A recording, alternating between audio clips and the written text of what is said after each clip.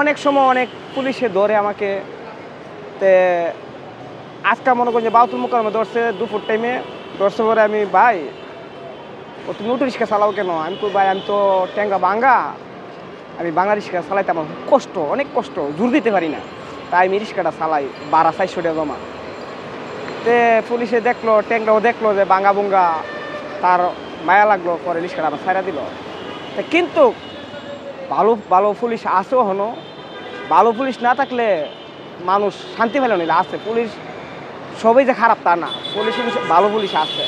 এই ট্যাংরা ভাঙ্গা আপনারা অনেকেই জানেন, আমি আগে বাংলা রিক্সা চালাইতাম, অনেক কষ্ট হইতো। তো এখন তো মনে হয় বয়স হয়ে যেতেছে আস্তে আস্তে। কয়েকদিন এই রিক্সা বিচাতে যেতে এই ট্যাং একবার লুলো হয়ে গেছে গা।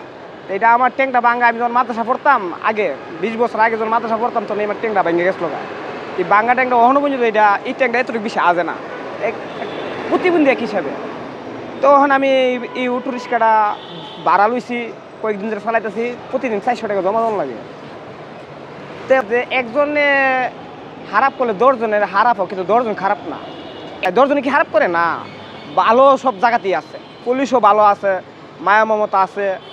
কিছু ভালো পুলিশ না থাকতে হতো অনেক মানুষের সেবক পাইল নইলে, অনেক মানুষ বিপদে বলে পুলিশ আগে যা আছে, ভালো পুলিশ আছে। কিন্তু